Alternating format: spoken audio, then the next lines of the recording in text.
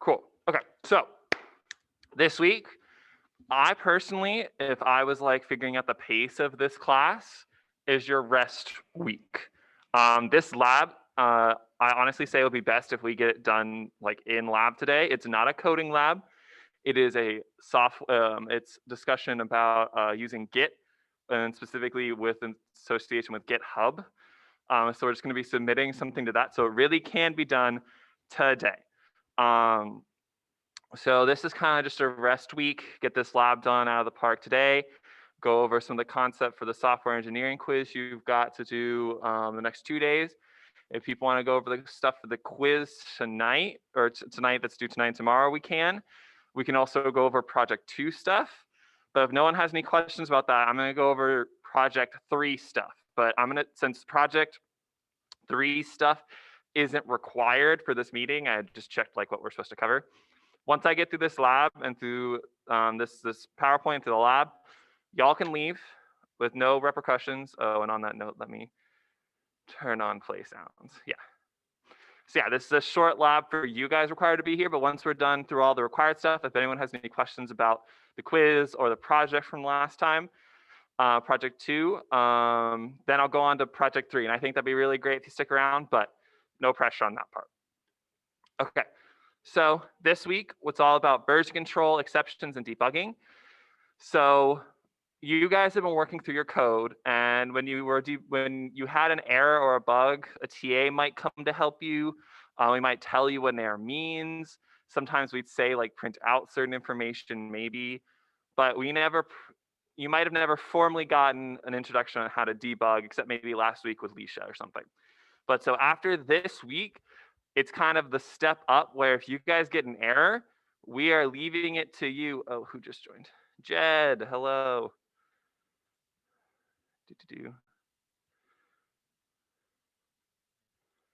Monday, Jed.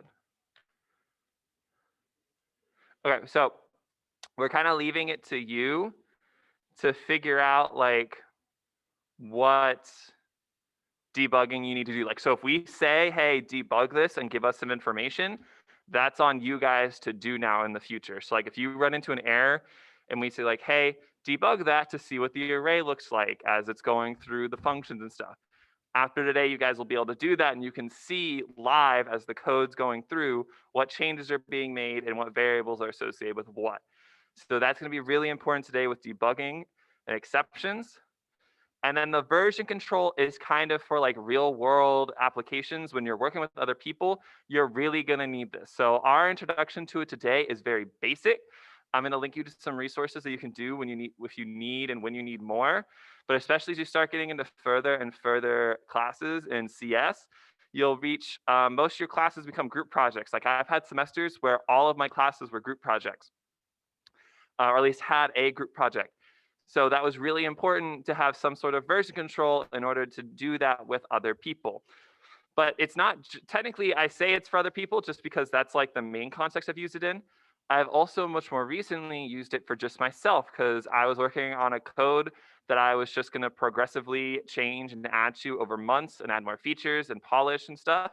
And one point the other week, literally last week, I was working on something. I realized I broke another completely different portion of my project. And if it wasn't for my repository on Git, which we'll learn how to do later, I couldn't have gone back, see what my previous code was, and realized that I didn't want to deal with the hassle of figuring out where my bug was. I was just going to copy and paste my old code over to my new stuff because like I did not mean to change that at all, and I had. So that version control system is really nice to go to a previous version and get that code back. So we'll be going all over a lot of stuff today, but it's promise you it's really straightforward. So lab 5 and 6 are both due. What? I missed that. What's lab? Oh, is lab 5 the? I was not prepared for that. Lab 5 is 2D arrays. That's due next week now. Okay. That seems like a lie. That's not true. I didn't make these slides. Yeah, that does not look like it's true. Okay, go not based off of that. So unless someone's saying, is this true? Yeah, print line debugging is better than everything. That is very true, John. Okay, so yeah, I'm gonna ignore those announcements. Okay, so we're gonna start with version control. We'll get to the exceptions and debugging later, but yes, print line debugging is a very useful tool, but not like I love print line debugging. I'm very good at it, but it's not the standard. But we'll go over the different types. Okay, so what is version control? So version control is a very broad term. It really is just any software that keeps track of your code and iterations and any changes you make to it. You can decide what like a milestone is that you want to say, hey, this is a change to keep track. So it's not like every single time you save, it's going to be a new point in your version control that you could roll back to.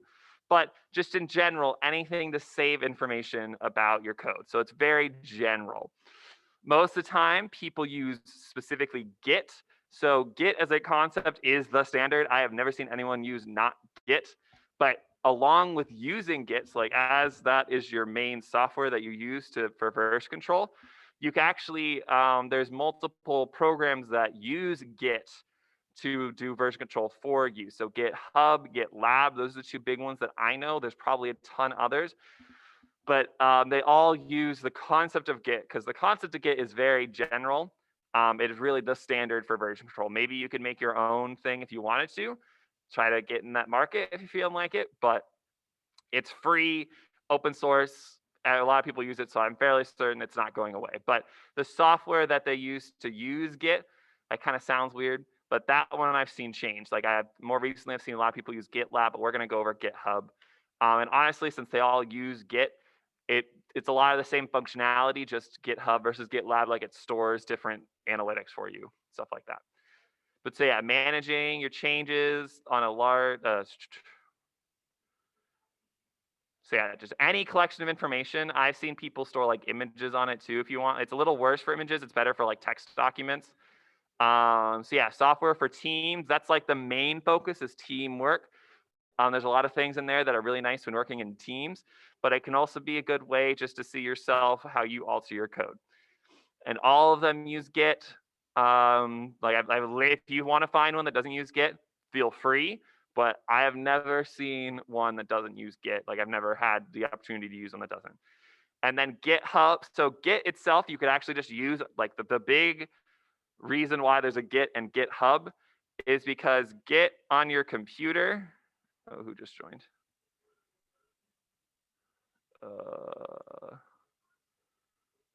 Let's Stuart.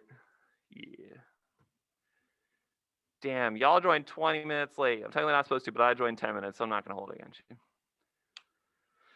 Okay. So yeah, Git itself is a program that you could run on your own personal computer, and it could keep track of stuff just like in a folder on your computer.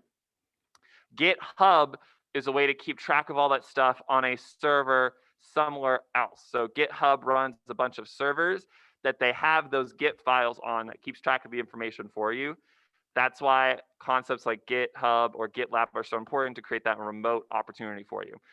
Technically, if you knew how to run your own server, you could put Git on that and have your own like external server to do that for you.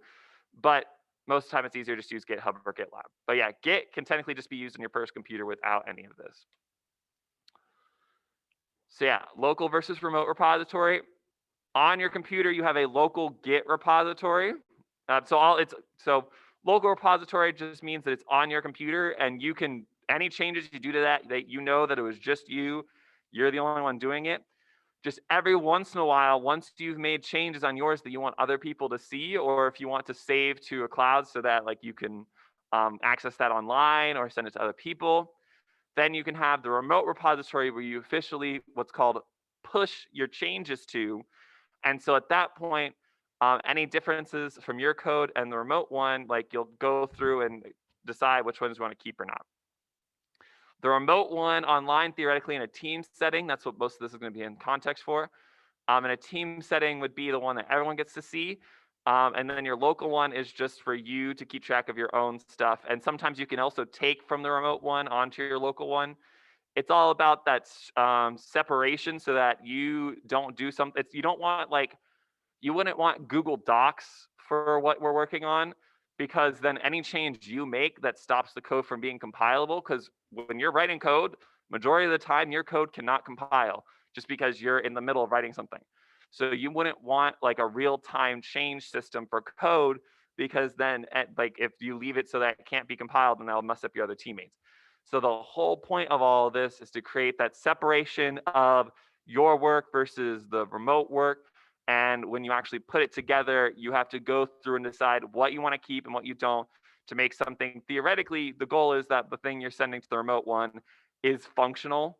That would be the ideal. You wouldn't want to send something to a remote one that isn't, but you still could, like there's no limitation on that. But yeah, that would be the desired goal. So yeah, the local and remote one does not update it until you specifically say update the remote one. Yeah, we talked about that. And then only you have access to your local one. No one could say like, hey, grab the information from Steven's computer. Like that's not a concept. Maybe hackers could find a way. I don't fucking know. But that is not supposed to be a concept. The goal is that they only can take from the remote one. You have your local one for yourself. So here's kind of just a visual for it. Two people on their own computers working on stuff, and they can push and pull. And so terminology, I guess what this is talking about. So everyone when there's something online that like, hey, it's like I can pull up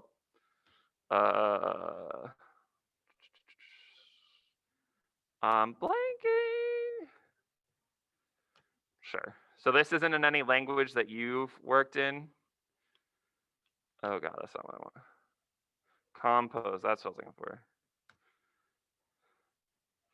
So like this is a Git repository, and if I was like, man, I want access to this, you would do what's called cloning. There's a bunch of different ways to clone, and we'll get into that for a second. But the general idea of cloning is that you take links, or you can just download all the code directly, and you take what's in the remote repository onto your system for the first time. That is cloning. So you're now saying, hey, we have that. Any updates that are on the remote one, once you've already cloned it, you do what's called pulling. And so you pull from the cloud onto your computer. You pull the code, so now it's stored with your stuff. And so that's another point where you'd be like, if there's any difference between your stuff and what's in the cloud, you would be like, hey, this is what I want to keep, this is what I don't want to.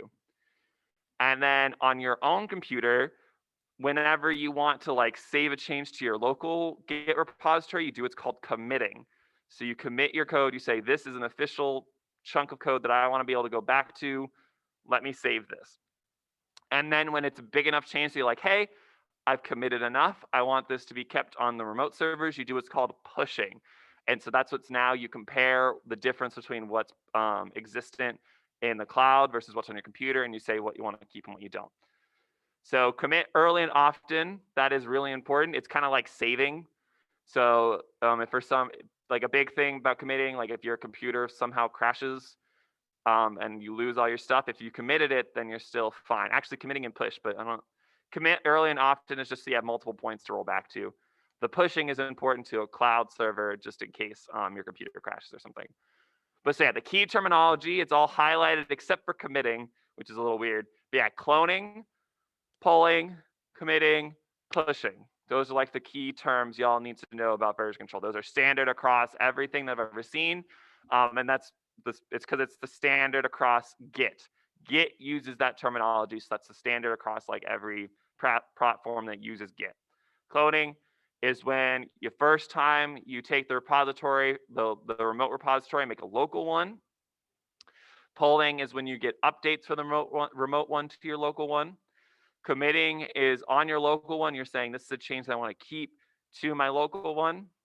And then pushing is saying all the changes that I've made, all the commits, make that official on the remote one so other people can see it as well. Okay, so conceptually, any questions about that? At this point, I'm gonna like walk you guys through like actually doing some of this stuff, but just conceptually, any questions?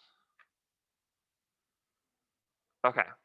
Oh, talk too soon. What's the difference between pull and add? Where'd you see add? Did we talk about adding somewhere?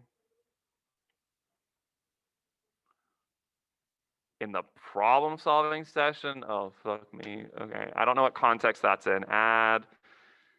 GitHub. Not an SSH key. That's definitely not it. She mentioned that steps were done. Clone, add, commit. Oh, okay. So that's saying just add. So you clone the repository, do some sort of adding is just doing some sort of change, commit, and then push to push the change. So pull is completely different. So add in that context isn't anything unique to GitHub. That's just writing code. That's the concept of writing code. So technically you could think about it as clone, add to make changes, commit your changes to your local repository.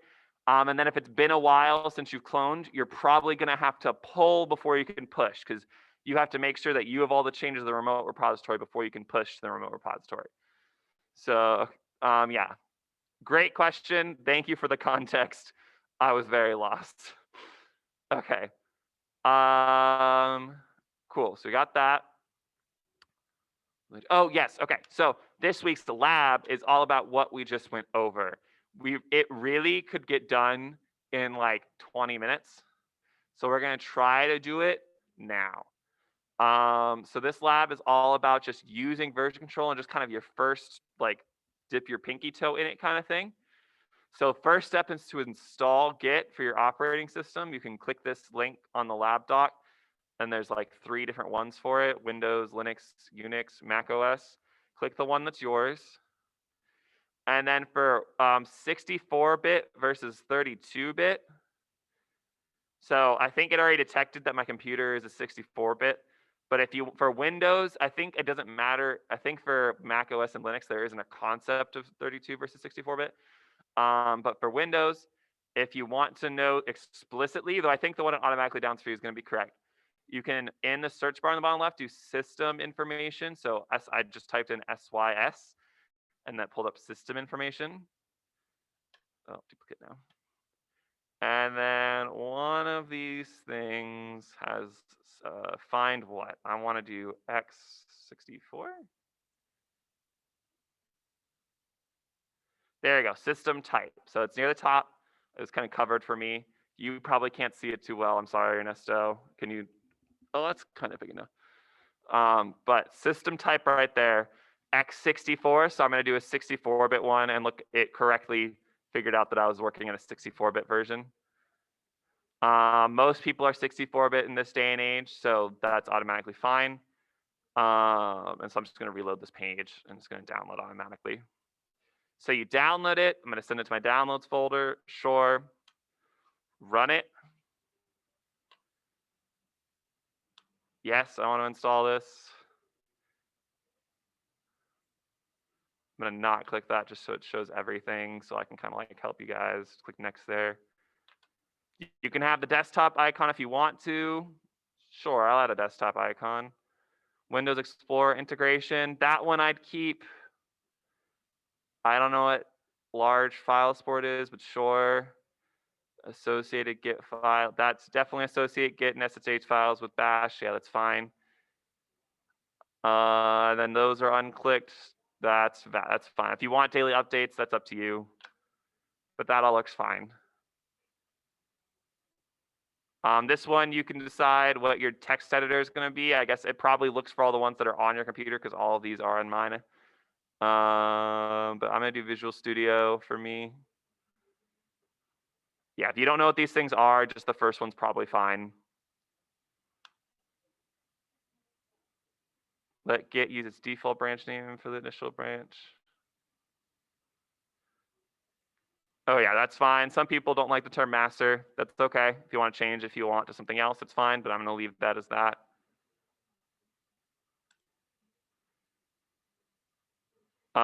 Git from everywhere. Don't just use Git from Git bash. I would recommend not doing the top one. It defaults the middle one, so that's perfect.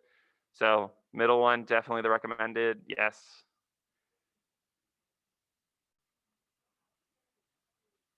Top one, the initial one's fine for that.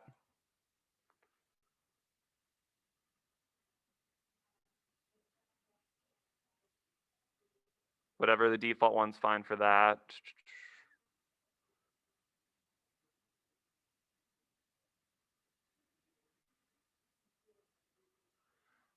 I'm changing it to this bottom one, but this first one's honestly fine.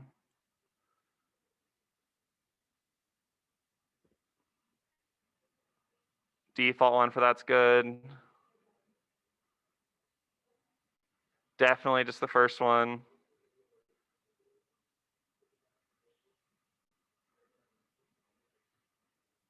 Enable file system caching, that's fine, that's for efficiency. I'm not gonna do that experimental thing and then install, sure, okay. So most of the default settings for that were fine. I changed only like one thing, I think, if I remember correctly. I also added a desktop icon, but that's just a personal choice. And that's gonna install, I'm shocked I didn't already have it. I guess I just use GitHub Desktop and that handled everything for me.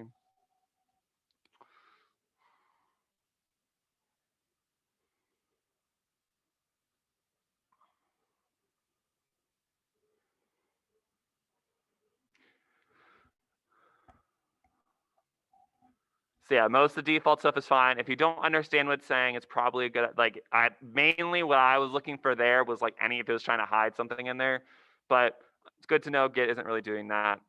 I'm not gonna launch Git bash. I'm not gonna view the release notes. Finish. Okay, so with that done, to like kind of confirm that that's all good, let me just, I'm gonna open up the command by cmd and then git. And that shows that Git's installed. So for Mac and Linux, it might be something different. However you open your command line, you can like Google that. Get to here. You guys should be doing this. Like, if someone doesn't want to do the lab right now, that's fine, but it's a big pain in the ass to do it later. So like, do this as we're going through it. It's way different on Mac. Oh, F. Okay. If someone oh, perfect. Okay. Is it easier? Like, if it's harder, then if one of you guys wants to share your screen, we can kind of walk through it. But if it's easier, then I'm not worried. Are any of you guys with Mac having issues with that?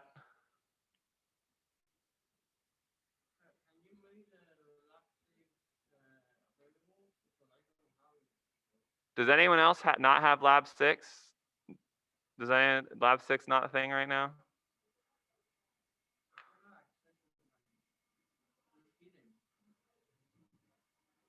Let me go look.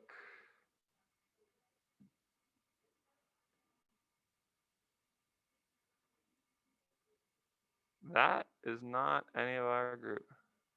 How do you check? Yeah, here, let me just make sure that this is done first, and I'll do the how to make sure that it's. You got it? Oh, okay, never mind. He said he's fine. So yes, how to make sure it's working properly. On Windows at least, you go to the top bottom left thing and just do CMD, and that's short for command. To open the command prompt, just click command prompt. And then here you just type git, and that should show up all the commands you have for git, and that means that that's installed properly. So Ariana, oh, I guess Ariana, you said you're on Mac, so maybe Mac is different. It should, whatever you do to open a terminal on Mac, so like open terminal on Mac.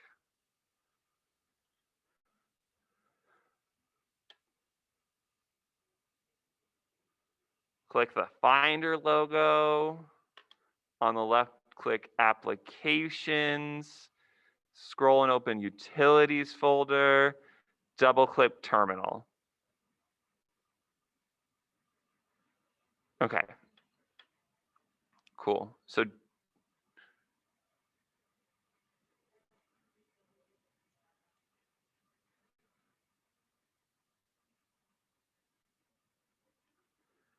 I don't know what Homebrew is, but I think I remember Homebrew being like an essential thing. So Mac Homebrew.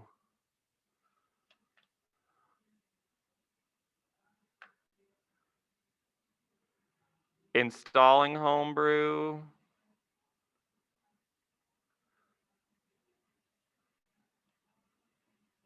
So it looks like if you just go to this website, copy and paste this into your command prompt, which we talked about how to open with this, that works.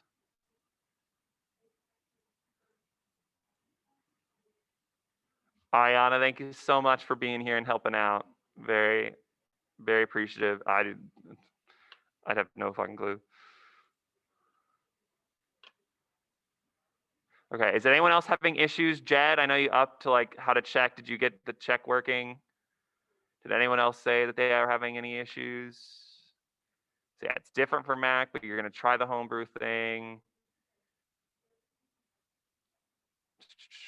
No one's saying anything. Okay, yes, it works. Awesome. Okay, so Danielle, let me know if the homebrew thing, the homebrew thing works or not. And I can like try to walk you through opening the command prompt or something to get this, and then run what she put brew install git. Awesome. Okay, so install git, great. So now you have to make a GitHub account. So this second link on here, just right click, open link and join. I've already done this, so I don't think I can just do it again. Honestly, you don't even need an educational one. What does an educational one do for you?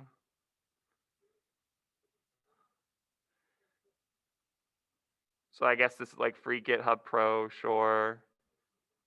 Uni student plan, sure. So yeah, there's a fair bit. So getting a student count, honestly, there's a shit, holy crap. Some of the stuff I recognize. So there's a fair bit of legit stuff in here. Some of the stuff might be a little more niche, but you could look through it. So making a GitHub educational account, definitely a good thought. So get your pack.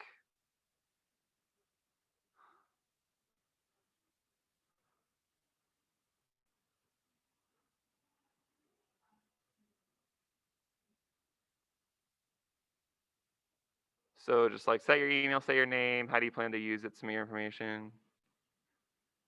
I don't know how long it's going to take to verify. That might be an F.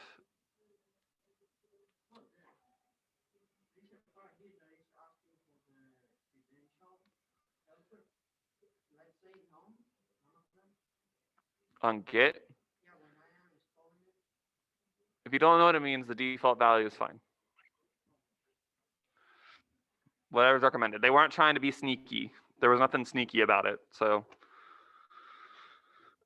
there's nothing like, oh, we're going to install. I know if you install, there's a fair bit of like firewall stuff. They'll add like a Bing search bar to your shit. That's what I was really looking for. But yeah, credential manager is fine. That's good for security purposes. So yeah, just do this GitHub student thing. I have a student account. I definitely do. It's a different one than my main one, but I have it. And if this takes too long, then I might walk you guys through getting a real one just so you can see it.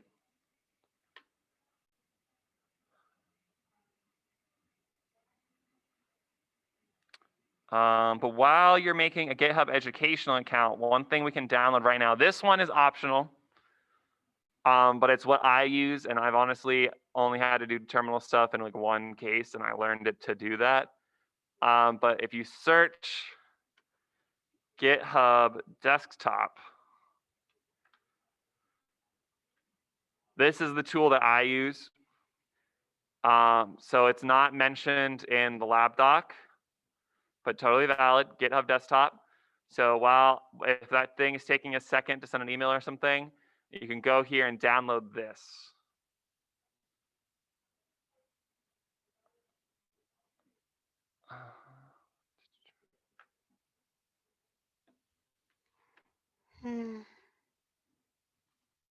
It looks like there isn't one for Windows, but none of you said I'd be shocked if any of you are using Windows. Linux.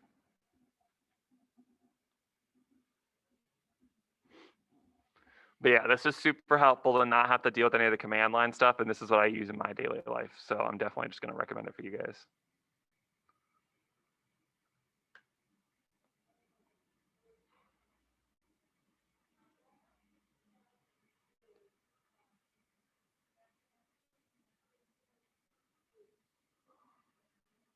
So it looks like there wasn't even any like issues with that, it looks like it just installed automatically. You can see this is the code that this is the repository I'm working on. And all the repositories I've ever really had to deal with. Oh, that's the memories. But so yeah, download this, and I think, how can I get rid of all of this? Sign out.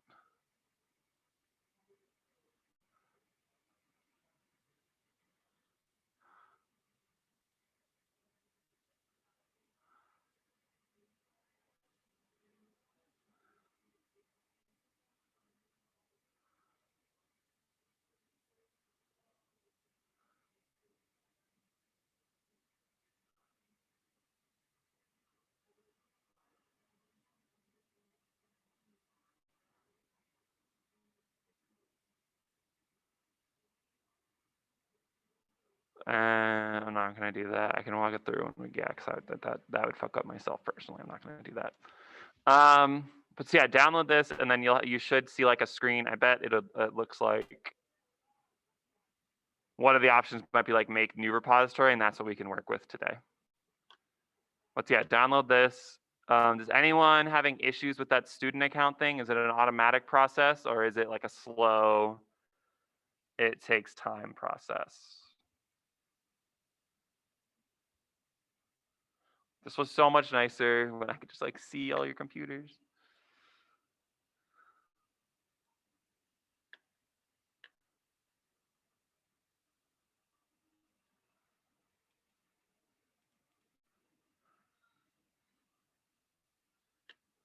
You just verified for your email? Okay, so it should just take 2 seconds. Perfect. Okay. So since it's really quick, then we're gonna keep going. So what's the order of this? You want to create empty, add commit, push to lab.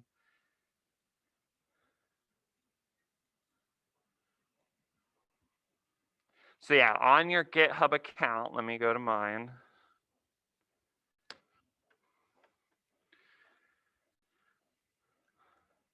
So yeah, if you have an account, I don't know where it starts you, but kind of just go to your profile. That'd be a great like standard for all of us. So wherever you are in GitHub, on the top right, drop down menu, your profile. This is a really good standard place for all of us. So get to here, go to repositories. The fuck is that? I'm gonna delete that. And then here, you guys don't have anything, so probably be a bigger new button. But here, just click new, repository name. This you can call it whatever you want. If you want to not have a memorable one, you can just click the recommended one here. Sure, that's fine. But you can call this whatever you want. I don't care.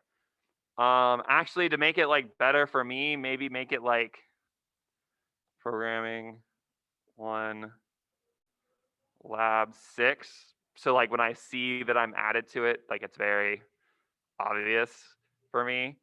But this is a standard repository name, just anything private.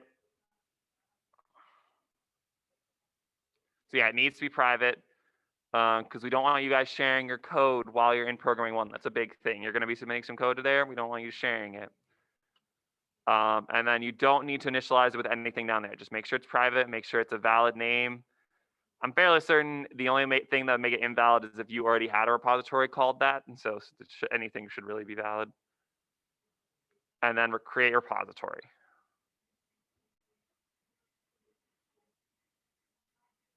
Okay, does anyone need me to slow down? When this is in person, I would really just walk around and confirm everyone was on the same page. I need you guys to like verbally communicate, not verbally, but like text communicate if you need me to slow down, if we're good or not. So I'm trusting you that y'all are good. If no one has said anything, and I appreciate the got it, I'm on the page. I do appreciate that as well. So I also love it if you say that, but the big one is if you need me to slow down. If I'm going too fast, if I'm going too slow, then I'm honestly very okay with going too slow. But I feel like I'm going fast. Okay, but everyone seems we're good. So we got to this point. So now from here, you got a couple of options of what you can do. If you downloaded GitHub Desktop, what we're about to do next is going to be really easy. If you haven't, I can kind of walk through that as well, but the desktop version makes it super easy. So here's your repository, nothing in it. In the lab doc right here, it says create an empty private repository, add, commit, and push your old lab to their code. Hint clone first. We're going to do that cloning step. So we got to clone, which is set, but you can just click setup in desktop. Open GitHub Desktop. It automatically puts the URL where it needs to go. Oh, did I close that? Ooh, click setup in desktop again. There, it's going to put it in this repository. I am changing that. I'm just going to put it on my desktop. New here. No, actually, I'll put it in ET. Sure.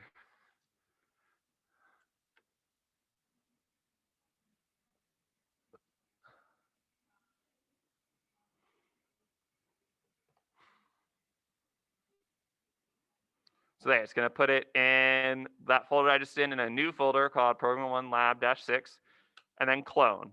We could not find that repository. Check that you are logged in the network. Oh, I need to log in. Hold on. On GitHub Desktop, you do need to log in. So options, accounts, sign in. So that's good that I didn't sign in, continue the browser. That's fine. Open GitHub Desktop. Cool. I'm all signed in now. Should we download GitHub Desktop right now? It makes it easier. I'm going through this real quick just because it really should have just been one click, but I signed out. So if you signed in, open desktop, choose that folder that I made, clone. Like that, it's super straightforward that way. If you don't want to do it like that, you can on Windows. I know how to do this. I'm going to be a little harder pressed to do it on Mac. But if you go to wherever your folder you want it to be in, I'll make a new folder in here just so it's different because you can't have the same repository there. It's called the same thing or else get real mad. So from here in your folder, if you at the top, you click that and type CMD up here. So this one, like it's not obvious what I just did. This top part up here where normally you could like click folders to navigate around. You click the empty space on the right, it highlights all of it. If you replace it with CMD, enter, it'll open up the command prompt. Yeah, I don't know how you could do it without it. Oh, open, no, that's not. This is also valid, but I didn't talk to you guys about how to do that.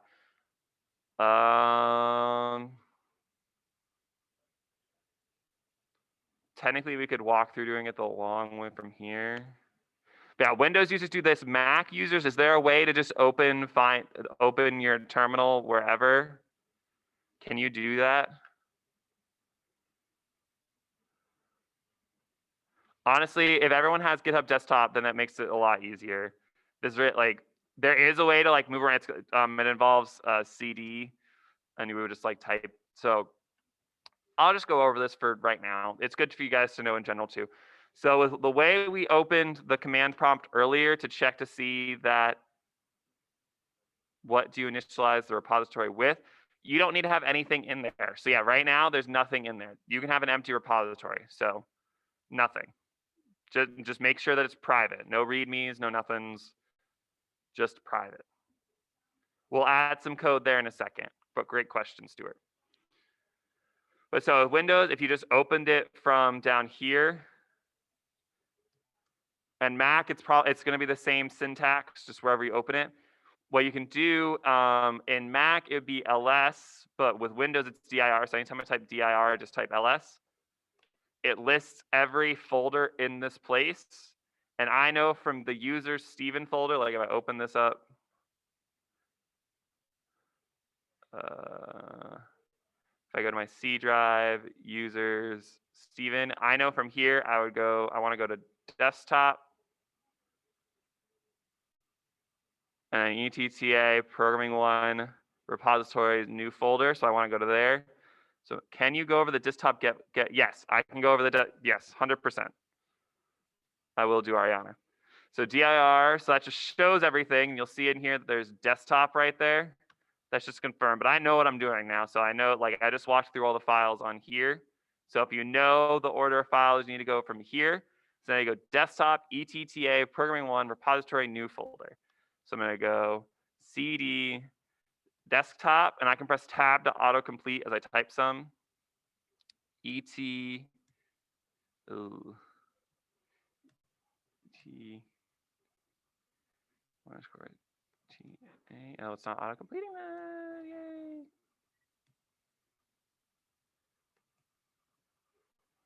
Okay, I'm just going to CD desktop. What does it say when I do dir? Where's ETTA? Come on, come on. Oh, it's right there. Okay, I'm just gonna, so one at a time, CD, ETTA, CD, programming one, CD,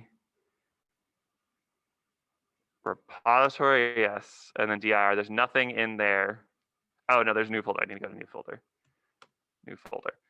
So I just use CD to get to here a bunch of ways. Is this way to if we don't? Yeah, this is we don't have the desktop version downloaded. Yes. And so then from here, once you see here the path to your folder, so it's definitely a little more advanced. I'm going to go over the GitHub desktop version in just a second. But from there, you take this URL, the git HTTPS thing right there, you copy and paste it, and you do git clone, and then paste the URL. Oh, without the .git. Git clone, paste URL without the .git. Why is it not found? That's definitely a repository though. Git clone, paste without the .git. Okay, yeah, we're just using the GitHub desktop. I don't care anymore. I haven't used that in years. Okay, so yeah, if you have GitHub desktop, I'm gonna remove it. Remove, remove, remove. So if you have GitHub desktop, you just, once you've got it all, the repository set up, you just click setup in desktop, open GitHub desktop, choose the folder you want it to be in. This is where I want it to be. I'm gonna delete this. Can't because it's open in those. Try again. There you go. This is the folder. Repository. Select. Clone. And if it gave you an error, if it gives you an error like need to be authorized or whatever, that's if you go to File, Options, and then Accounts, make sure you sign into your GitHub account. And Danielle, it's the same. Did we talk? Is these the guys I talk about control with? What's because it's control versus like. What's the context of that? No, that's programming too. But you'll find in programming, there's a lot of times where someone was like, hey, I could make this easier. And they do. And then the easier thing is definitely easier in most cases, but you get less control over what you're doing.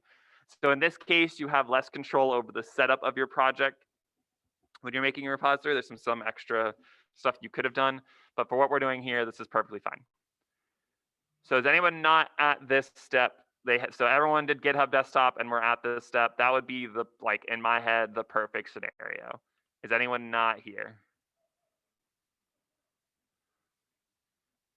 So like it should look like this with like no local changes, 0 changed files. You should have maybe not all of these options because not all of you have a Visual Studio Code, but like show and Explorer, show and Finder. Everyone's got all of that set up. That's what I need. Okay, cool. So once we're here, so now we just pulled our repository from GitHub. That is what we just did. We did the pulling step. So in our list of things that we want to do, so it says add, commit, and push the old lab or other code to the GitHub repository. Hint clone first. We did the clone first. So now we need to add, commit, and push your old lab or other code. So what you need to do is in here, the way you can add files, if you go to show, if you click show and Explorer or show and Finder, it's going to pull up this. You might not be able to see this .git thing because if you can see it's a little gray, not grayed out, but like washed out. That means it's a hidden folder.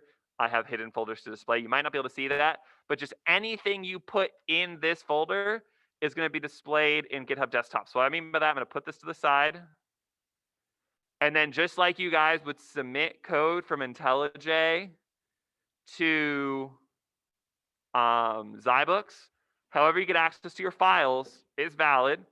And I'm going to take, I'm going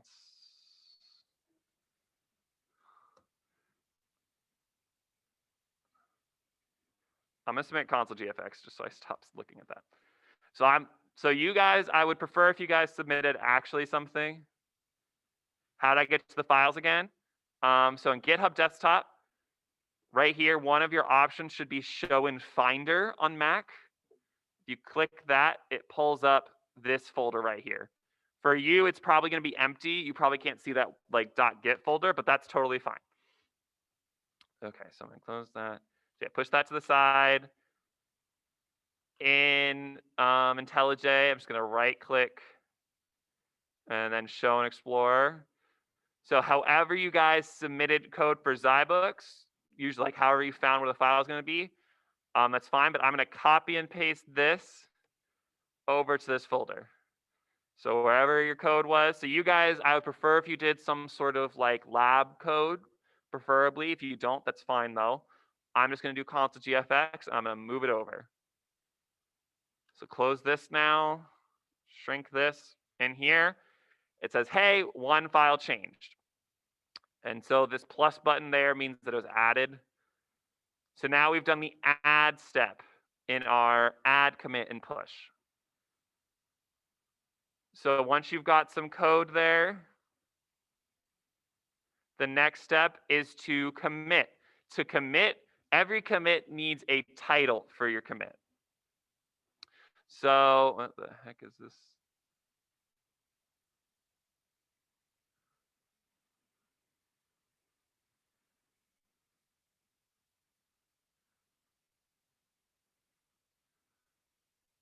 Sure, there we go. I don't know what that was. However you committed is fine. So every commit needs a title, I think is the term. You don't need to know this terminology explicitly, but it's something to say like a label for the commit. Label might be better. But so it gives you like a potential one right there, which is create console gfx.java, because that's what I just did. But I'm also going to say initial commit. That's what I'm going to put, initial commit.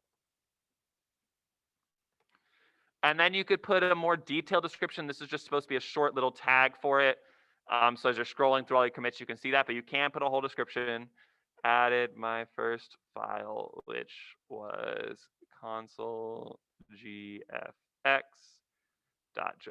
Sure. And then commit to main. And so with that, we have now committed to our main branch. Technically, since the main branch has never been existed yet, we have to publish the branch first, but we'll talk about that in a second. So do that initial commit to main thing there. Once you've done that, since that's the first ever commit, we have to publish the branch. And so the branch, we didn't do the push part because we had to publish the branch first. So that was, I was hoping you would see push. But if you go, if you're right here, and I'm just going to open this in a text editor. You don't need to open it in IntelliJ. Just going to open it in a text editor. And I'm going to add a little comment up top.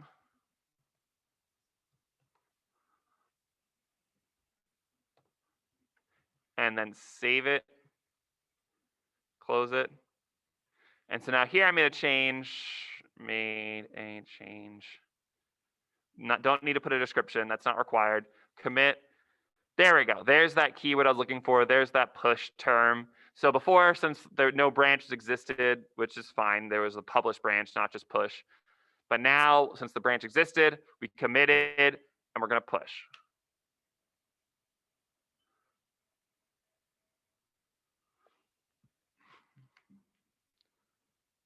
Is everyone, no one's falling behind? No one's saying anything? No one's saying that they're falling behind, so that's perfect.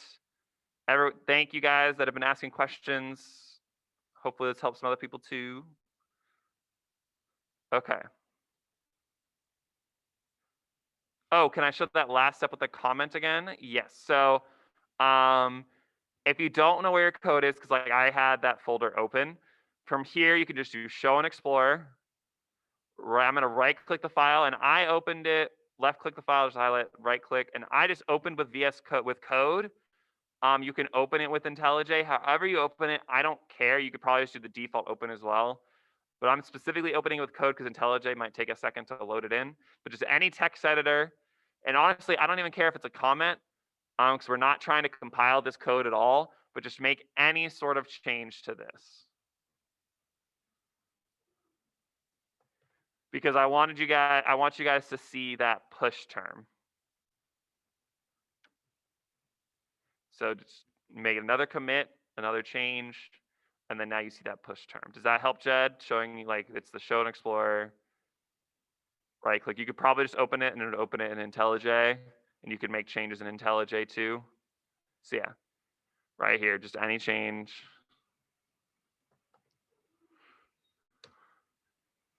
File.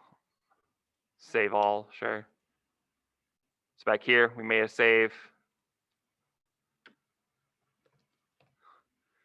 Commit to main. Push. Okay. So there we did all of the add, commit, and push step of that part 4. Now, so we already kind of did step 5. So technically, but I wanted you guys to see that push keyword once in step 4. But just do another one. Just do the same thing again for part 5. Yes, you can work with the code in the Git folder. That you yes. You to once in a perfect world, once you have the repository, what you'd want to do is like go to here, say file, new project, and Java 1.8, next, untitled project. Oh, cancel. New project, next, untitled. Oh, that's already, it's fucked. Okay, so right here in project location, after you make your repository, it'd be perfect if you would go programming 1 repository right there. And so you'd make your project in here in IntelliJ, finish this window.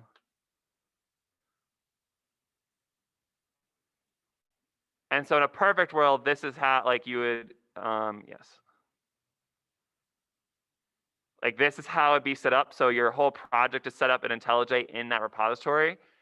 And so then in GitHub Desktop, it's like, oh, hey, all this new stuff, that's totally fine. Yes. The way we do this lab, I personally disagree with. If you guys ever want more assistance in like how is GitHub useful if I have to do all these steps, is because we're not doing it the best way. But yeah, you could just create the project in that folder. And so now any changes you do with IntelliJ, they show up there. Yes. 100%, you just create the project in the folder. That would be the ideal way. Honestly, full disclosure, I bet it would probably have been more effective to teach you guys this if we just did it from lab 1. Like we had you guys work with it from lab 1 to kind of give you more like back and like more users with this.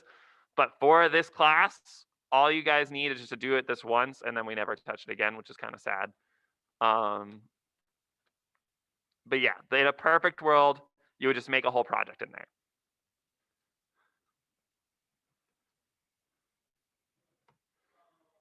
So initial started project, commit to main. And so now if you just make any changes in here,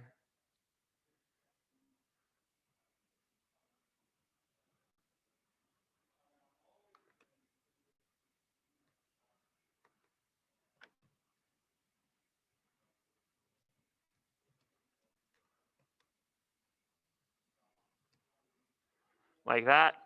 So you're like, hey, this works. I can save all this. Great. And then here, like the changes are right there. Perfectly all done for you, just the way you'd like. So that would be the ideal.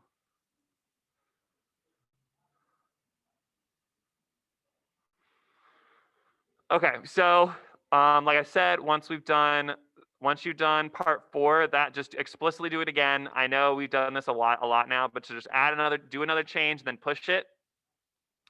And so once you've at least done once you've at least done 2 pushes, so not just so do publish branch push and then another push, so 2 changes.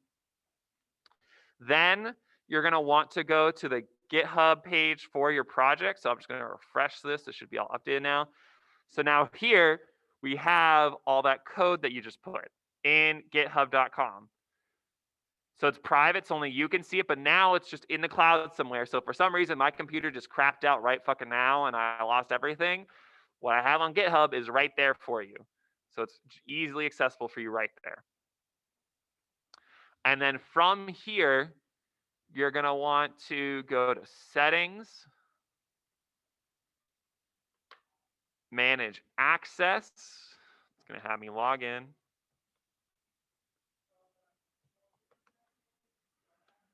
Manage access, invite a collaborator, and you can either add me as Grim4D. Oh no, I'm Grim. So yeah, you can either add me as Grim2D right there, and then you can't see I can't see Grim4D because I'm Grim4D, but you can also do Grim4D. I would prefer Grim2D. I know I've been working in Grim4D, and that's just because that's what I have. I would prefer Grim2D because that gets sent to my UF email. So yeah, I would prefer if you add Grim2D, but you can add me as Grim4D as well. And as long as you add me properly, like if you add Grim4D or Grim2D, you're good. Like even if for some reason like I lose your invite or something, I can go back and check to see when you invited me. So I had one person who added me but didn't tell me. And then I lost their email and they're like, hey, why is my grade a 0 for this? I was like, 'cause I didn't get an invite. And I definitely invited you. And I just went back, saw that. I was like, oh shit, my B. And we could see it right there. So just get that done. And then I'll get an email about it. I'll grade everyone. And then as long as you did that, you could honestly add both of them if you're worried. It really, I've never had an issue with this though. So just Grim2D would be perfect. And once you do that, so just add Grim2D to this repository. So you'll now see Grim2D there, pending invite. And then for me, once I go to my email,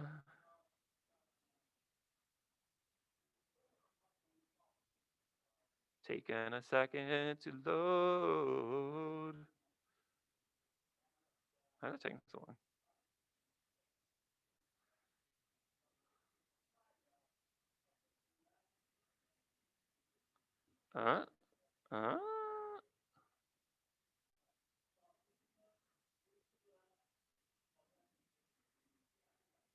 What the frick is it saying?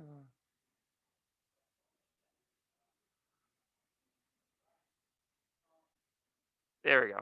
Look at that. I'm getting all of your invites. Perfect. But just so you guys can see it, I invited myself. I'm going to accept or decline.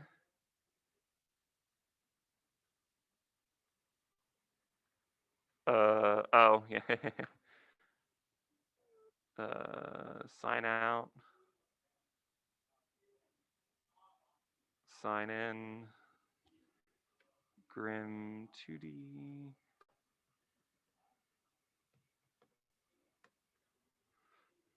So now I'm signed in properly here, accept or decline.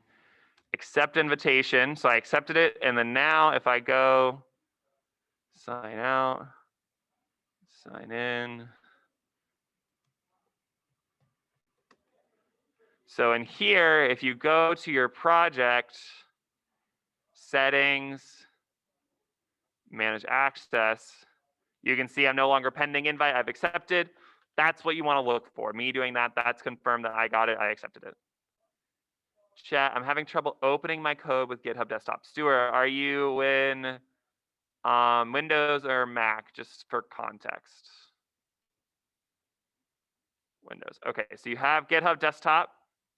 Well, actually, the first thing was you got your repository. code, and then you did like download when there was nothing in here. Basically, the only option was like at the top. You did open with GitHub Desktop. Do you do that?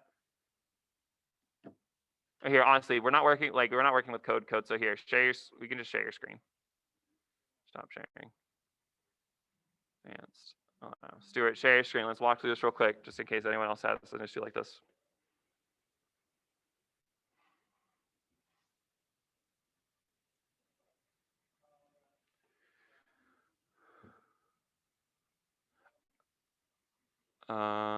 Okay. Cannot publish unborn head, shortcut link. Click commit to main on the bottom left. Show and yeah, okay, now click show in Explorer. There you go. So I don't know what that repository shortcut thing is, but that's where you'd want to move your files to. You could honestly just delete that if yeah. So yeah, that's where you can move your files to. Awesome, cool. I'm gonna stop your sharing now. Okay, so getting that set up, screen. So yeah, add your instructor, show your instructor your completed repository. So you don't need to do that now. I'll look through my email. So like I said, just get that done. I'll probably take like a day to go look at it, but adding it to your thing will be perfect. Grim 2D is the preferred one, but you could also do Grim 4D. Okay. Chat.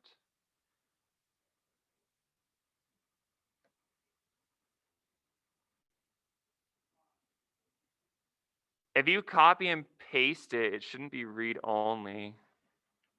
It says it's read only. What does that mean? Yeah, I just didn't edit.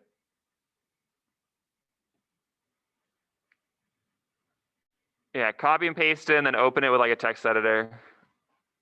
I don't know what the read only thing is, but you can share your screen we can look at that if you want. If you don't know what read only, I don't know what read only. I know you can set some files to read only, but that'd be something you'd have to manually do. So we can manually undo that. I think it's just because I didn't copy and paste it. Okay. Accidentally just drag the whole thing, so we should be good. Okay, yeah, dragging the whole thing you don't want to do because if you wanted the whole thing to be there, I would just make a new project there. You still want your project to be where you expected it to be. Don't fuck around your whole file system just for this one lab. Yeah.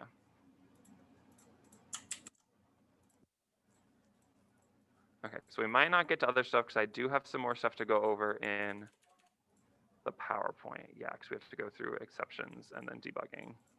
We only got like 45 minutes, right? That's not.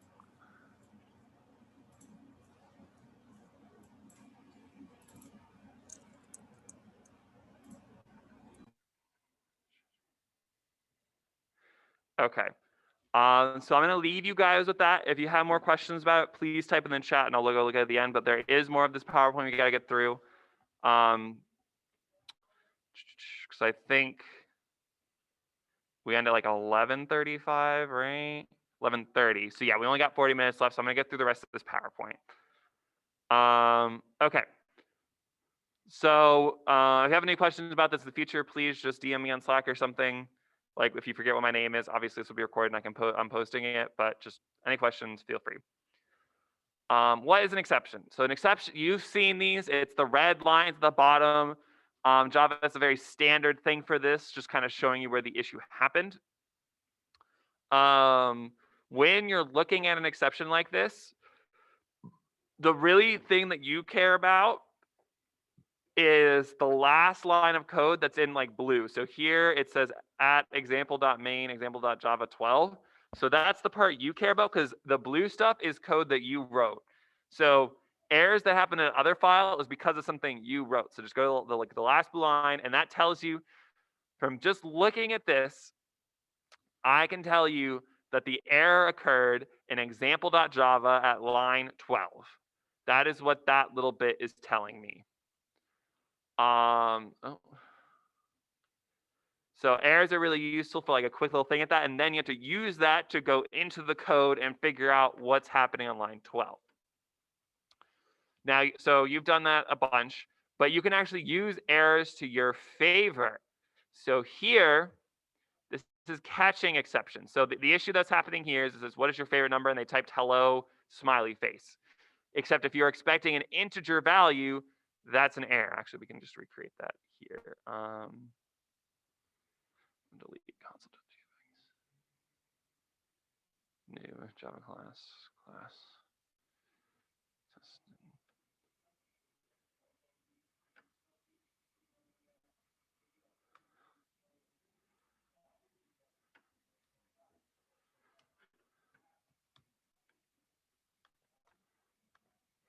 So we can do like scanner input equals new scanner system.in, and then do system.out.println what is, oh, in quotes.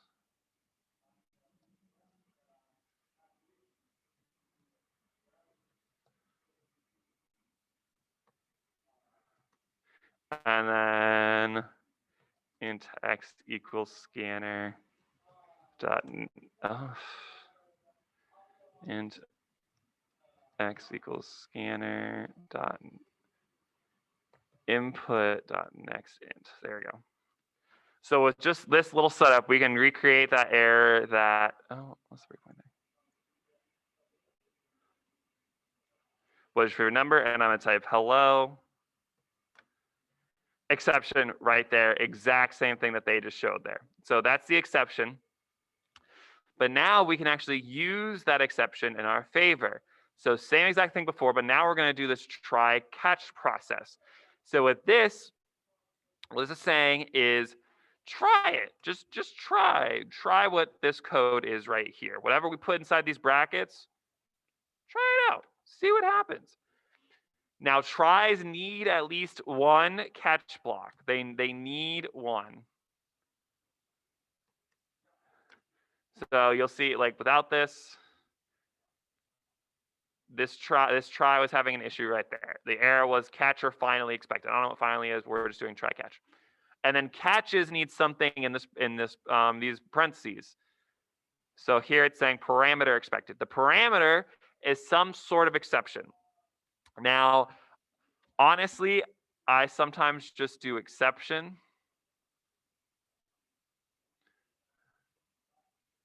Like this. So it's exception is just a catch all for any exception ever. So you might even see catches highlighted. It's like empty. Oh, that's not the error. But so I just put exception that's like for everything ever. And then this is just a variable. And that's what like exception. Var is just what the exception is stored in. Exceptions are just objects in this context.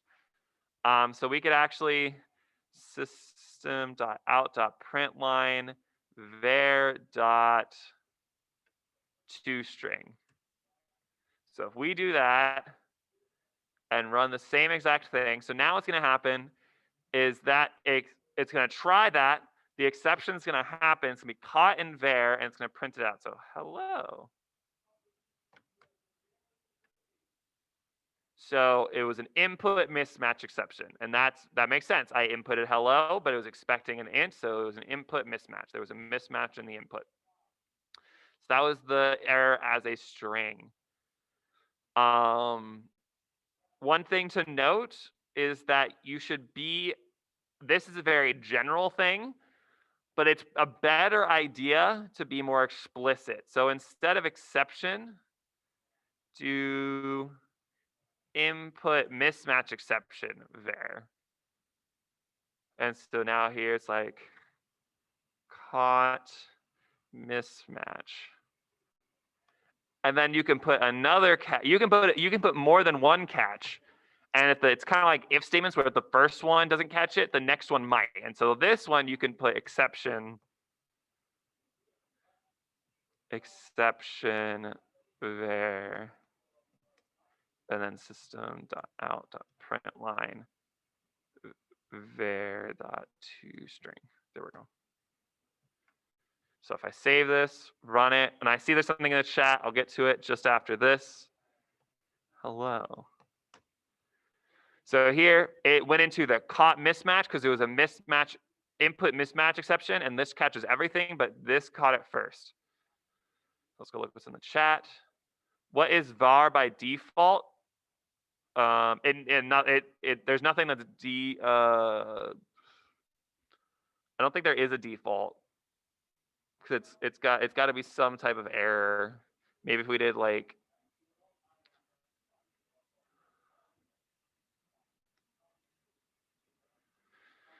where equals new exception.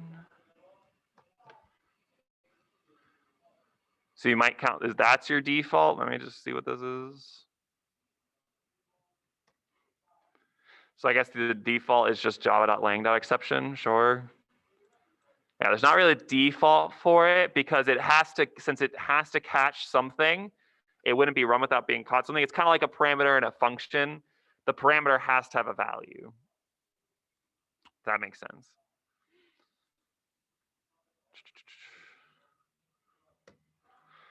Okay, I'm gonna go back to what I had here. And just like if statements, they get caught in order. So if we swap these around, oh, it'll even give an error right here. It's saying exception's already been caught. So you can't even, that's an error. So you can't do it this way. Ariana, does that make sense how there's not really a default value? Yeah, okay, cool. Awesome. Oh, that's not it. Nope. Here we go.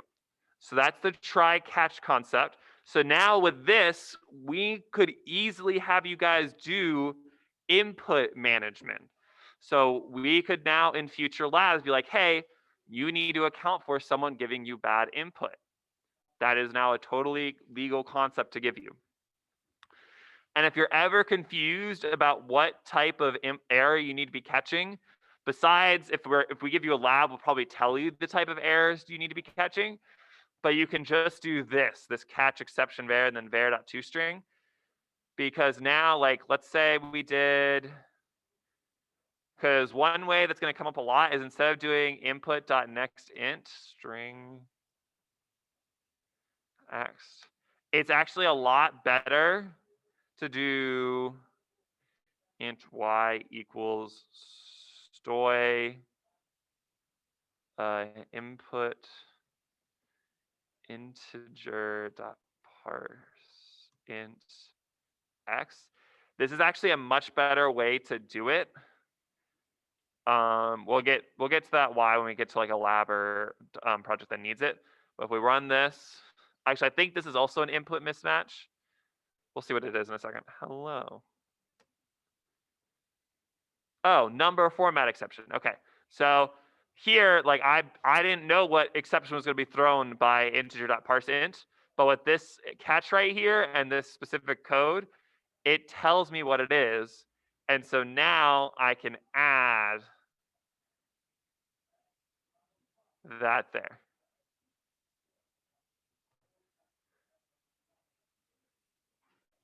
Except.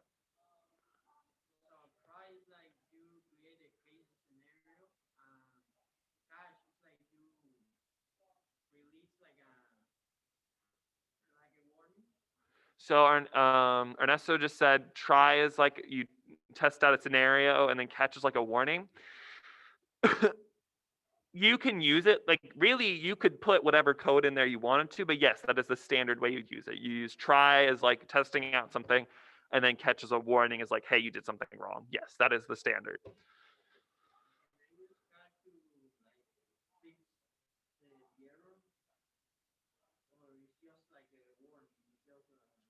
It's so the question was, can I use the catch to fix the error? Usually the errors come when you use and catch come from user input. So it's a way to tell the user that was invalid input and to like re-specify what the input should be. That's what it's really good for. Because if you're just writing code, there should never be a time, like if you never give input, there should never be a time where you have errors if you never give user input, because that should be a compiler error. But if you're given user input like you expected a string with numbers only and they give you a string with some letters in it, that's an issue, and that's the user. And so you can use the catch to say like, hey user, you gave me a bad value, please give me something better. but they don't go into the code to fix it. You would just put it in like a loop and they would try again to. Yes. Okay. Did the catch statement work like if else statements is so, if one catch is run, the rest are not? Yes, you're exactly correct, Ariana. Yes. So with here, I'm gonna do.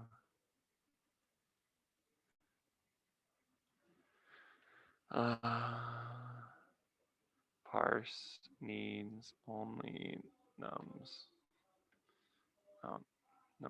sure. So yeah, this exception catches everything, but now that I've changed it, it only does this middle one. And actually, if you do an order, like if I put exception first, these give you an error because exception catches everything. But yeah, the first one that's caught, that's the only one that runs. It's like an if-else chain in that context.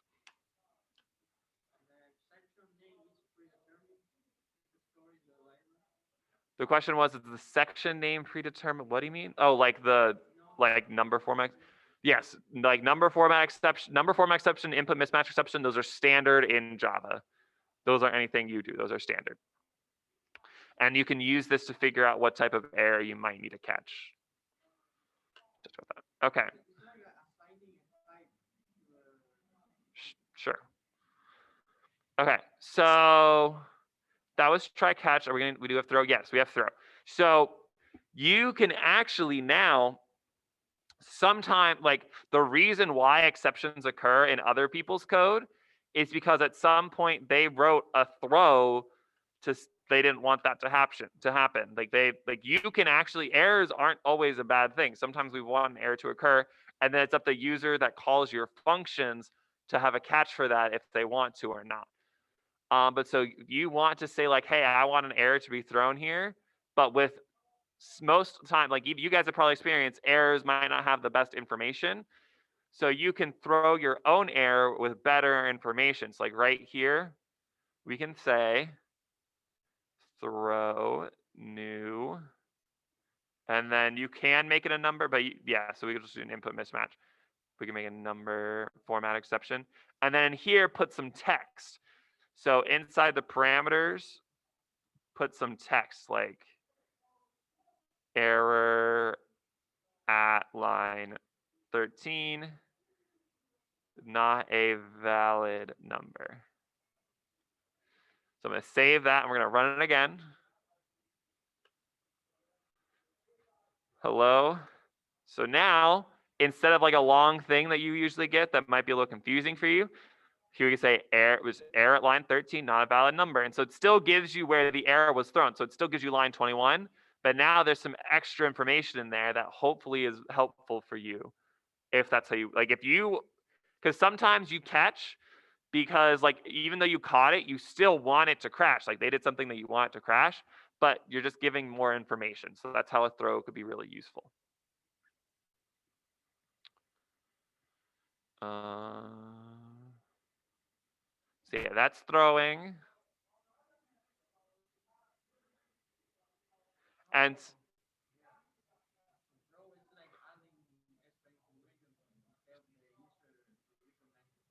yes, throwing, it can be very useful to add extra information, yes.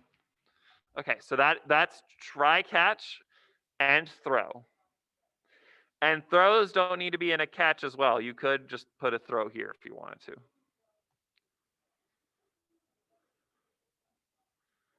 And it could just be any type of exception. New. What?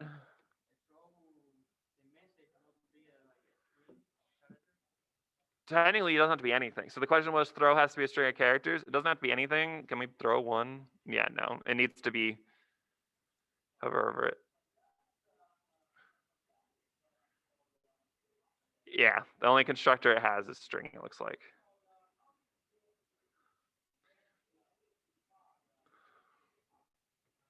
Yeah, it needs to be that because it's a message that it's giving to the user. You could also just do nothing. So like here, we run it. You'll see here it just says Java.like exception. It's like, well, that's useless. Cool. So you are allowed to use throws uselessly, but hopefully you put some sort of message. Okay. Cool. So that's try, catch, and throw. Add that to your arsenal of things we can use in projects and labs. So that'll be for error handling inside your code. So now we could be like, hey, make sure you can handle if the user gives bad input, and you would put try catches and just be in the while loop. Okay, so now debugging. So this is if you get an error that you don't want and you're trying to figure out how to solve it for yourself to fix it entirely. So unit testing. Oh my God, damn it. So I do need to we haven't had unit testing in the past 2 years. I've helped TA this class and she added it this year and I was just not prepared for it. So it's with the @test mode. Define bugs, test individual methods, group edge cases. So you just write @test wherever, public static void test count runs.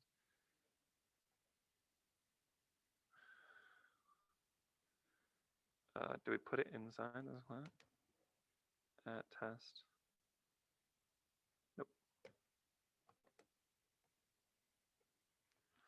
I honestly don't know how to write unit tests. I'm just gonna say that. I'll go over it for next time. I know you guys had it for the lab and stuff, but since people came to me in office hours about it and I didn't know how to do it, but I didn't realize she was adding it to like the official curriculum. I'm so sorry. That's on me. So I'll prep that for next time. We can go over unit testing next time. I know you need it for your lab this week.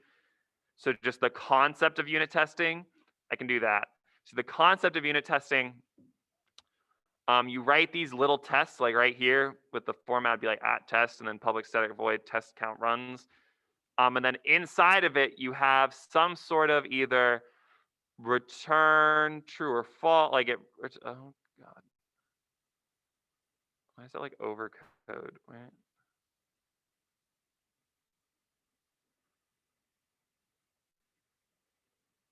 What does, oh my God, I don't know how tests work. Find by, no.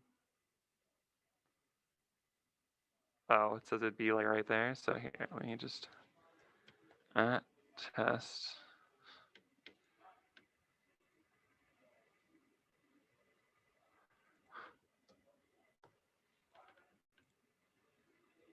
Add JUnit to class path, okay. Cool, awesome, there you go. So if you type @T test, one of the things it'll say underneath is the add thing to cross path.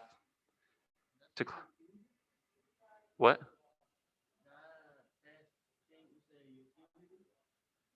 I don't know what utility is, sure.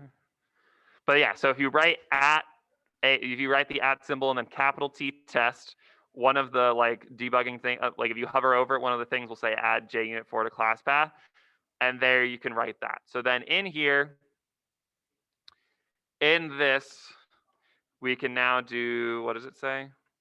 Public static void, and then there's an assert in there, sure.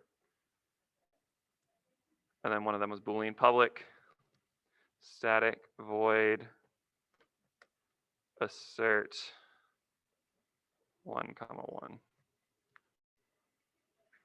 Assert equal to needs equals needs a void. Oh, needs a function name.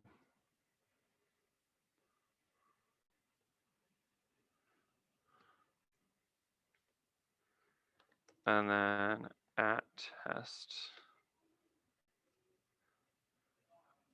like static boolean test false.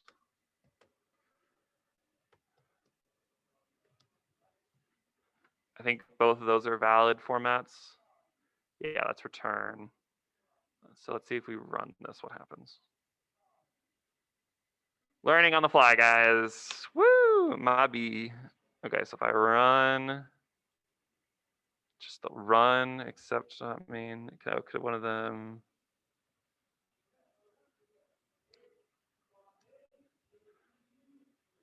let's get rid of my throw there.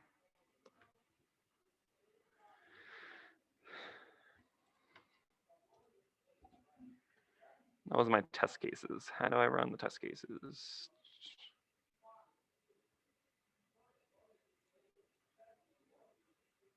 Test and groups with the edge case standard test.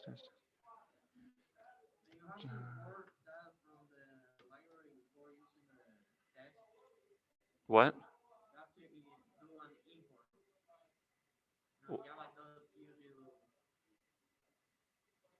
That? Okay. So it's there. I have been doing, I did not know anything about unit tests before coming in here. So everything I did at test, and then there was an error, I hovered over it, and then one of the things was like add JUnit forward across path, and I bet that just added that itself. I really can't answer questions. I'm just doing it live, not command line.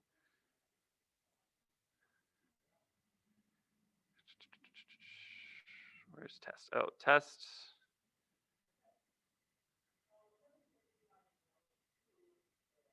So we have to make a new class for it.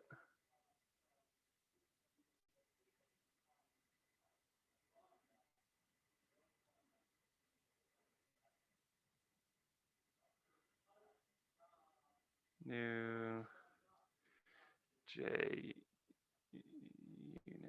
test. Test JUnit, sorry. Test JUnit.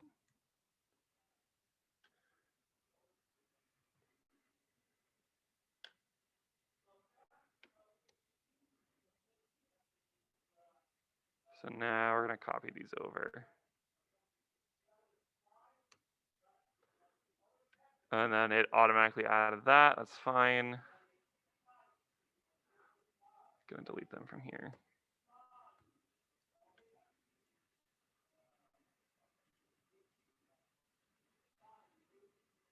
That's what I wanted. Okay. It's mad because these are static. See if that fixes anything.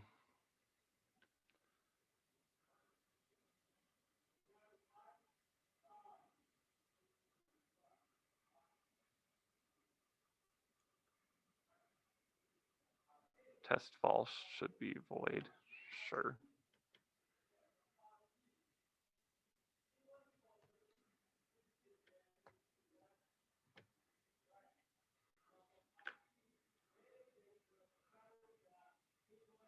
Okay, sure. That kind of works. So from what I can tell, you make a new class, and then you type the at test thing, and I guess you need to import that at the top there. And then you write code that has these asserts in it. And then the assert just needs to evaluate to true or false. So we talked about Booleans. It could be any Boolean as long as it evaluates to true or false. And then from here, so like if you had some sort of other code, so I have this, but let's say like, let's make public static void, not void int. Function takes in no parameters. It just returns 0, sure. So this function just returns 0. In the JUnit test, right here, we just got to do except dot function equals 0. And so with this is how we call functions from other classes. And here, if we run it, you should both even test false should return true because this returns 0. Okay, so that's the unit testing. Glad that I can do that in the time period I had left of this class. Sorry I didn't know that beforehand, but there's unit testing. Okay, so you make a new class, add these little, there's no main in here. You add these little at test symbols, and then underneath you write a void function that has an assert in there somewhere, and then in the assert, it evaluates to true or false. And you can call functions from other classes, anything that's public. And then, so we did that. We had more examples of that for project 2C. There was a unit test class in there as well. So you can have more examples of that. Okay. I guess I failed that. I guess there is a concept of Boolean testing. I don't know how to do that though. Yeah, I don't know how to do that one. And we got to cover the other stuff, so I'll go into that now. Okay, so outside of unit testing, debugging. In your code, right here, everything runs line by line. We know that. We know everything in code. It doesn't do like multiple things at once, though there is with threading. That's a concept, but we're not getting into that. It goes line by line in your code. So you can put these little things on the left, these like red circles called breakpoints at various points in your code if you want to. And these breakpoints, when you're in debug mode, are saying stop here. Like not stop the program entirely, but just like pause here, let me look at some data. So like if we did int a equals 1, int b equals 2, system.out.println a plus blank plus b. So if we did that and put a breakpoint there, we're saying pause there, and we're going to run in debug mode. And it's the first breakpoint it reaches right there. So it's, oh, I'm running the JUnit test, except debug. There you go. So it stops right there. You can see it's highlighted in blue, the line that it's on. And down here, we can see some information that A is 1, B is 2. If there was an array, you could see all the information in the array. But this just allows you to see information at that specific point in time. So if I tell you to like debug and figure stuff out, whatever error is happening, wherever that is, you can put a breakpoint, run in debug mode, and then see what's getting passed into your functions or what is being called with what. So if you see that with debugging, you put a breakpoint before the error. Here, let's we can actually just keep it running. So there's this continue button, resume program. And so here it's looking for your, like, what is your favorite number? So I'm going to type in hello. Oh, don't need quotes, but just hello. And so right here, we've stopped again. I'm going to move from the console back to the debugger. We can see that X is hello, and X is about to be passed into parse int. That's going to be an error. So that kind of thing you guys should be able to do now, seeing what's being passed into what, using these breakpoints in different key locations. So along with breakpoints, aside from just that kind of thing, you also have these step through functions. So we talked about breakpoints. We talked about the line that's about to be executed. That's in blue. We didn't really talk about frames. Let me put a breakpoint in there and put a function call. Function. Yeah. So let's go to there. Stop and rerun. Okay, so right here, I called this function. I put a breakpoint there. Oh. There. So I put a breakpoint there. This function got called, and there was a breakpoint in here a second ago. Let me just stop rerun so it gets back to there. So since I was in this function, the stack frames on the bottom left right here tell you where you came from. So like right here in main function got called, and that's how we got to this function right here. So that tells you the order of shit that happened to get to where you are.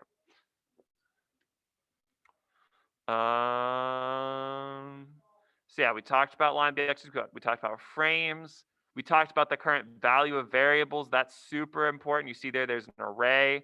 You can drop down menu to see all the values in the array at each index. But now the step over, step into, force step into, and step out. So with these, instead of only relying on breakpoints, once you break it at a certain point, you can now use these to navigate your code line by line. So what you have access to, let's put a breakpoint there and rerun. So the first one is, I'm gonna go a step into. So step into, that's like the most standard go line by line one there is. It will go through every line that's about to run. So here int b equals 2 is about to run, so we run that. Function's about to run, so we run that. We go into function, return 0 is about to run, we go to the next one. So we came back to function, that finished, we go to the next one. Next one, so we need something from our console, gonna type in 1, sure. Now Y is about to run. So that one is the direct, it goes into functions, it goes line by line. If you get to the end of the function, it comes out.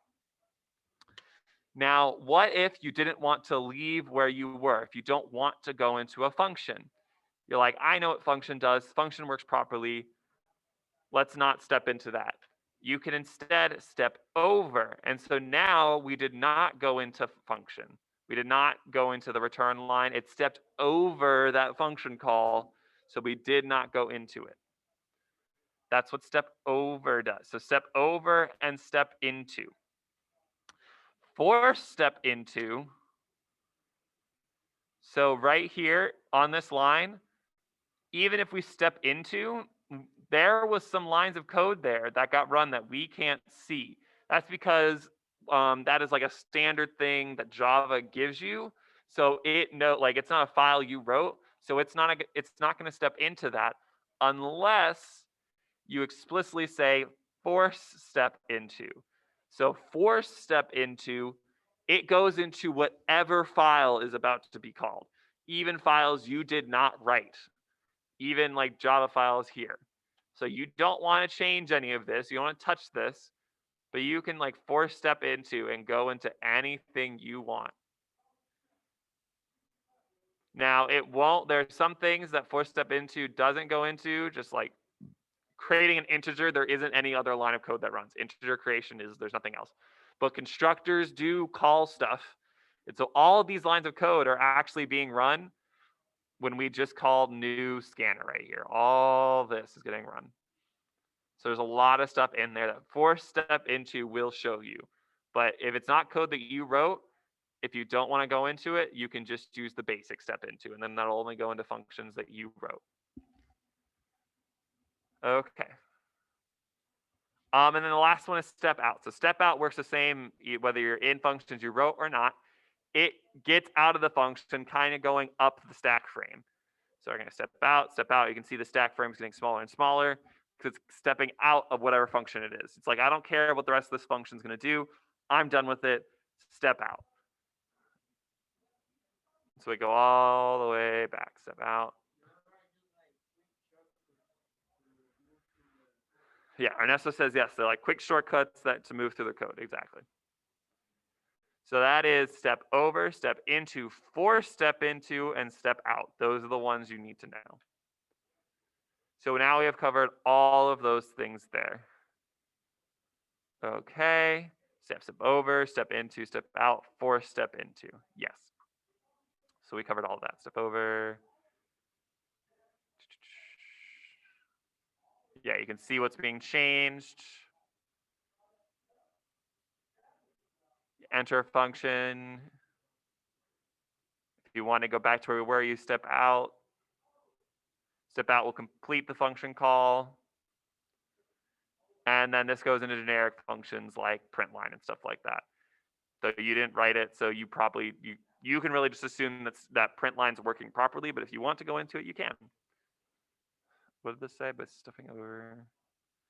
So yeah, for step over, if there is a breakpoint in the function, it's like right here, if I put a breakpoint there and we step over, so we're gonna stop, rerun this, we're just gonna call step over. If there's a breakpoint in this function, step over, it still hits the breakpoint. So breakpoints override anything else. It will stop at a breakpoint.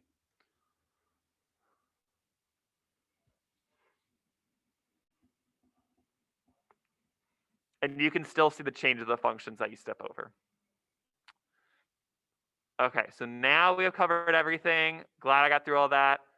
Hopefully going through the lab with you guys here today was helpful. Sorry that took up a lot of time. I know I said I'd have time for some questions at the end. Obviously, office hours are still a thing. DM me on Slack. I take some time to respond, but I'll respond eventually. Do you have to do anything else for lab? That is it. Once you have invited me and made those 2 changes, that is all you have to do. Yeah, like this is a chill week. The lab is super straightforward. If we were in the room, like if we were in person, this lab honestly would have taken a lot less time because I would be less worried about people being on track with me or not, because I could just walk around and see people's screens and stuff. Like this lab is not a coding lab. So this is like your de-stress week.